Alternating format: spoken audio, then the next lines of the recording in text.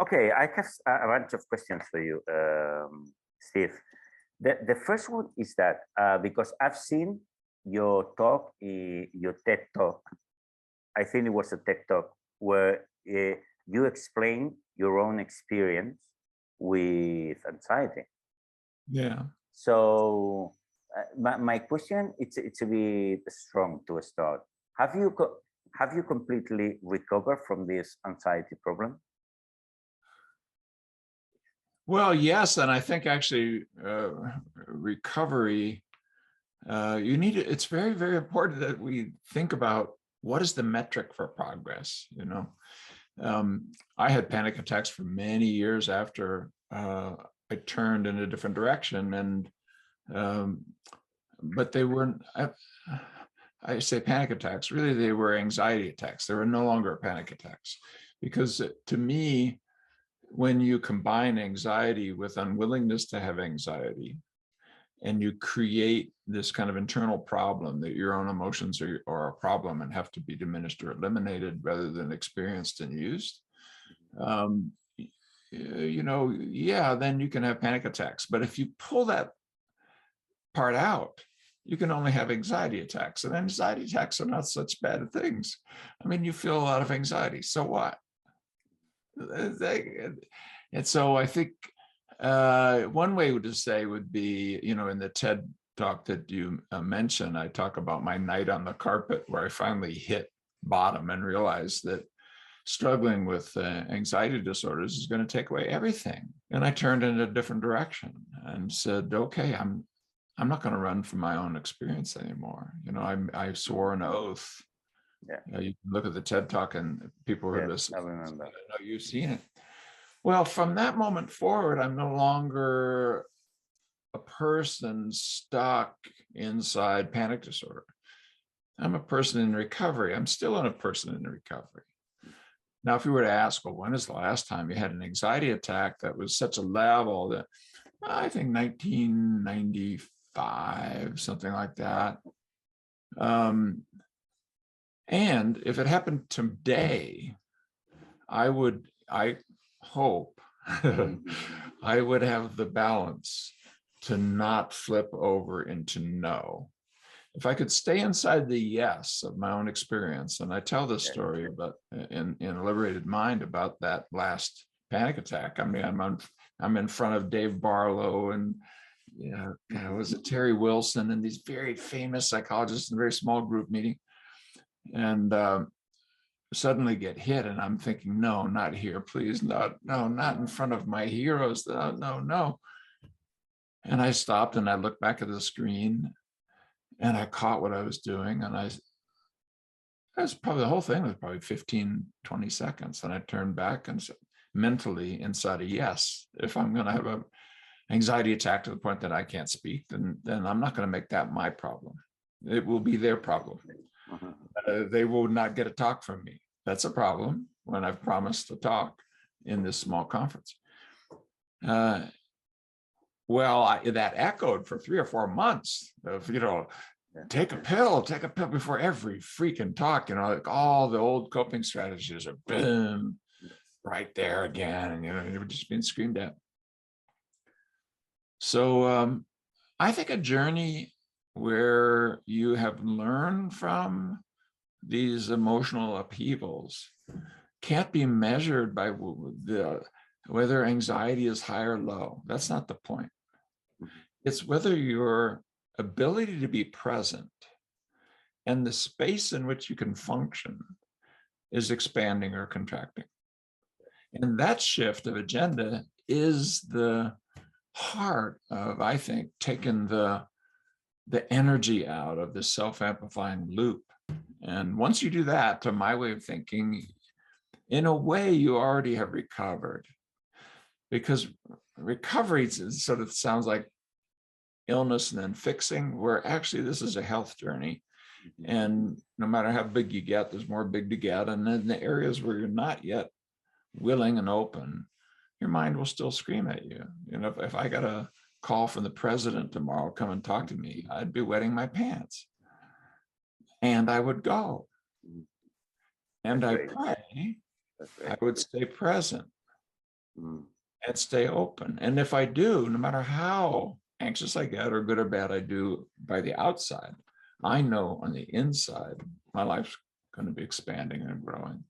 But also not having an anxiety or panic attack in more than 25 years is awesome. It's great. Oh, it's good. It's fine. It's fine. It's fine. But it's not the metric. It's not the metric. Your mind wants to make it a metric because it thinks anxiety is your enemy, which is preposterous. Anxiety is so important in so many situations, number one. Number two, you pay good money to produce it under lots of circumstances. You ride roller coasters. Why? It's fearful. It's terrifying. It's terrifying to ride. What's some of these modern roller coasters that look like, are you kidding me?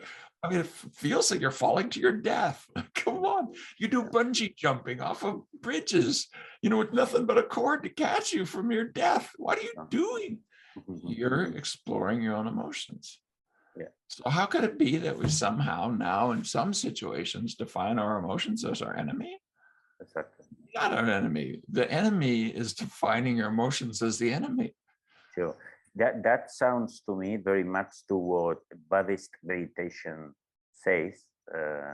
But before talking about meditation, I'd like you to ask you, which is because there is like a debate in behavioral psychology, for all I know, among the people like me that like to do very intensive exposure, as more intensive you can, the best, in my opinion, and people that like to do it more incrementally. What's your opinion about this?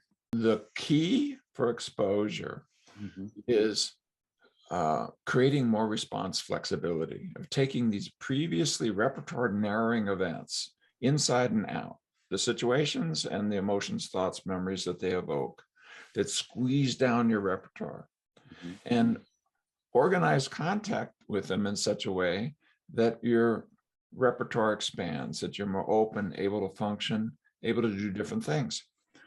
And you go back to the earliest work on exposure. I mean, the animal models, you take something like what Joe Volpe did with desensitization with his animal models and having the cats that had been previously shocked given food. He thought what was happening is counter conditioning, reciprocal inhibition, that the positive emotions from the eating, I don't think that's all what's going on. I think our modern research on what the mediators are of exposure suggests that what's going on was new learning and repertoire expansion. And so if I can, during exposure, for example, catch, not as a way to diminish or distract, but as a way to expand, a moment where the person is fully present with what it feels like, and I can insert something like, who out here has the worst hairdo? Or where would you go to buy something you'd really love? Or which of these stores has the ugliest architectural front? Or what do you think that person does for a job? Or what does your mind tell you right now is the thing you absolutely can't do? And of course, we'll then go do it, if we can. Or can you tell me a joke? Why would I do that? Because I think the essence of exposure, and we get it with this intensity push if it's done the right way. It's not like you're battering, but more like you're leaping into the unknown.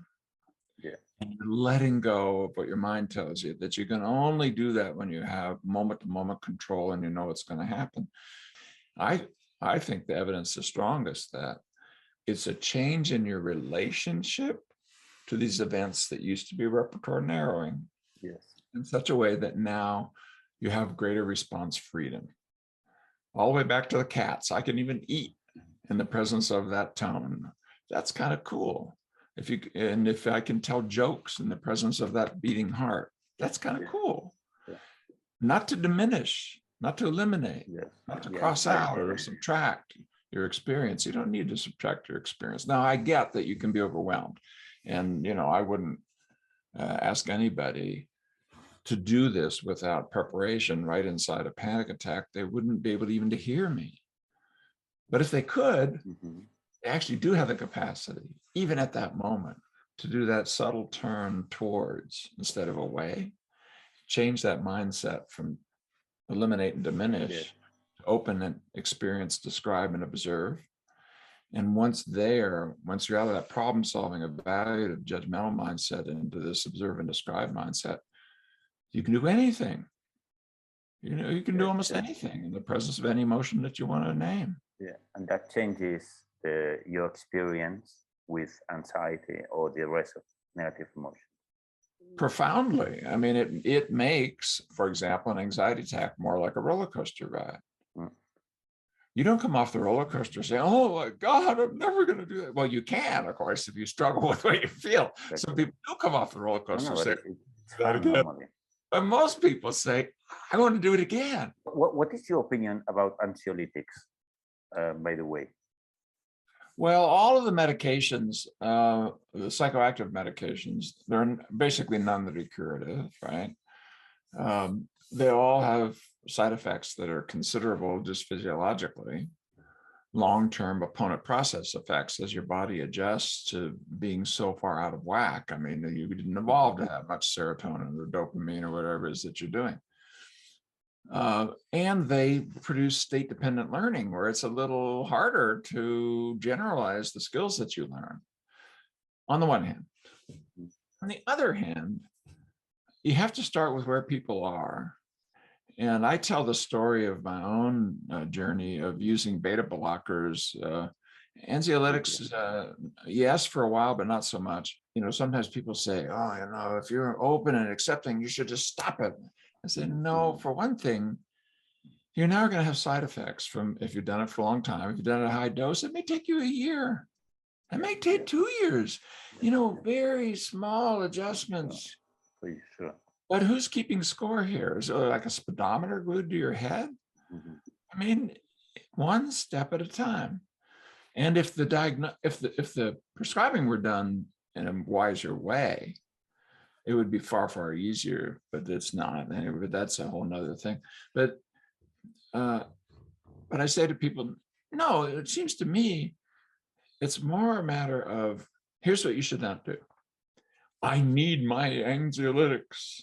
I will never be able to function without them. Boy, you just made a bargain with the devil of that one. Because now, what are you going to do when your mind says, you need more? I got more. It's not doing what it used to do, which of course will begin to happen. You're going to accommodate, right? And so you're turning your life over to that. Don't say never, but it's fine to say, I will get there and I will do this. But right now, that's not my focus. It's expanding here. And then one step at a time. Be kind to yourself. Nobody's keeping score. This is not really a solution. You've experienced that. You may have some physical dependencies now to deal with. As quick as you can or as willing, but since nobody's keeping score, let's decide together. But meanwhile, let's work on what creates progress and know that that's on the list. That will need to be looked at some point. And you don't know exactly when. The time that it needs to be looked at is the time where you feel like, if I don't, my life is not going to keep expanding. You have the humility to be open to, okay, now it's time to work on the staged withdrawal of these substances.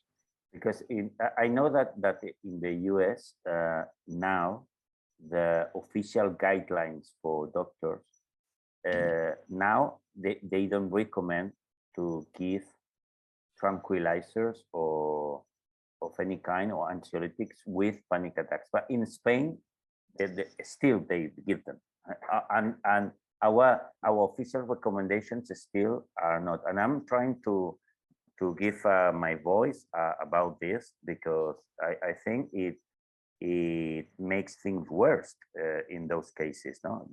Well, we know. I mean, this backs to several studies. We know that it can interfere with exposure. For example, if you do exposure while also using antidepressants, so-called, or anti-anxiety, so-called, as marketing terms, really, they're not that. But I don't want to, light myself on fire over medications. I mean, you're dealing with a multi-billion-dollar industry, and I've got enough enemies already. But I would say this, I want good freaking science. Yes. Good science is not contaminated by big pharma, getting its dirty hands in there and doing the meta-analyses, the data analyses, writing the articles, all of that nonsense that we've uncovered and everybody knows worldwide. Number one. Number two, let's really look at opponent processes, long-term effects, and broad outcomes. I'll give an example. How many people really know, it's really in their head, how many sexual side effects come from antidepressants? It's about 60% of the people taking antidepressants. A lot. Well, why didn't we know? Of course, we did know. They just deliberately didn't include those measures. Why? Because they knew.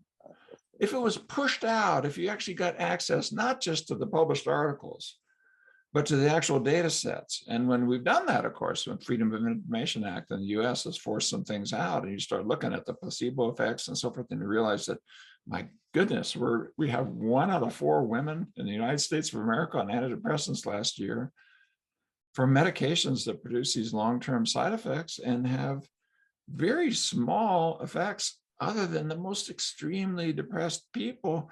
And even there, the most extremely depressed, it looks like cognitive therapy and CBT can beat them without the side effects.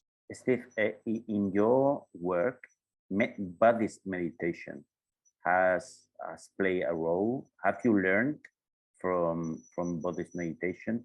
What's your opinion about it? Because today you are telling me a lot of topics or things that resemble a lot to Buddhist meditation. Well, they would link to Eastern ideas, but they would link to Western ideas too. I mean, if you look at the Christian mystics or the Jewish mystics or the, you just go down. Our spiritual and religious traditions have contained wisdom and dogma that people go to war over and kill each other over. Yes. But almost never that is the purpose from the person who had the initial experience that it was talked about that became that dogma, almost always by their followers. If you look at it, whether it's Hindu or Buddhist or Christian or Jewish, and on, whether it's the Islamic world or all of these other major spiritual wisdom traditions, I think you're going to find the seed corn of important things psychologically. But I'm with the John Kabat-Zinns of the world and so forth. We can't put that into modern culture just in religious form. But it's such a huge part of our culture, such an important part of our culture. It's been so good for so many people in so many different ways that we need to work with our spiritual and religious traditions to help put what's of importance that can be put into a lay context into the healthcare system. And I think we've been doing that successfully, learning how to do that. So I'm not embarrassed by it, but I'm cautious about turning everything into Buddhism, period, end of story. I mean, the Hindu mystics say very, very similar things. And, sometimes Hinduism, Buddhism was like this. Well, why should we say just Buddhism? The same thing with Christianity or with Judaism and so on. So let's be more open to what our wisdom traditions and our mystical traditions, what the mystical traditions are about is what life looks like when you diminish the domination of analytic, judgmental, problem-solving language.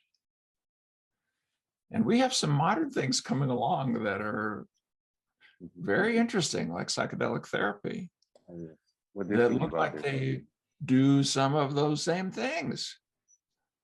This, the experience of oceanic awareness, a sense of timelessness, connection between people, oneness with nature and the world. Have you tried psychedelic therapy? I've supported the teams that are doing it, and that community is very active there. If you had to pick one model most commonly used in psychedelic therapy, and they almost all agree, you can't just throw chemicals at people. I'm old enough to sat on Hippie Hill in the summer of love, so I know where that went. And that was a train wreck. And no, it wasn't meant to be a train wreck. It came out of love and connection and experiences that people had that were so profound they wanted to share them with others, but it turned into dog poop on the sidewalk with a person leaning, lying next to the needle in the gutter. In 2 years, Summer of Love turned into a nightmare in 2 years. And so let's not do that again, okay? I lost friends. I literally lost dead in what happened there. And while I do still say that what people were doing there contained the seeds of wisdom, we need to, now that we're taking it seriously again, find a way to ride this tiger in a way that serves humanity. And do you think that the psychedelic therapy will expand, we will do well? Now I know that there's a new living or whatever, no? in psychedelic therapy. But do you think, personally, do you think it will go well? I'm doubtful about this. I think it might, because some of the researchers are very serious, and because it's now normalized inside randomized trials that are pre-registered, that have controls, that, so you're seeing now there's a whole cottage industry of, hey, I will do psychedelic therapy, where did you get those drugs? Well, on the street. No, don't do that. Don't. No. I think it's gonna be positive if we don't ontologize it, turn it into yet another story. Oh, the mushrooms are talking to me. The mushrooms have wisdom. I've actually heard some people talk about psychedelics that way, like the mushrooms want things for you. Yes, for sure.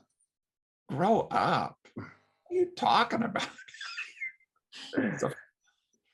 So I don't need to be sacrilegious or anything, but unless you're doing it in some faith tradition that says mushrooms, I don't, whatever, no, let's do good, process focused, careful, experimental science.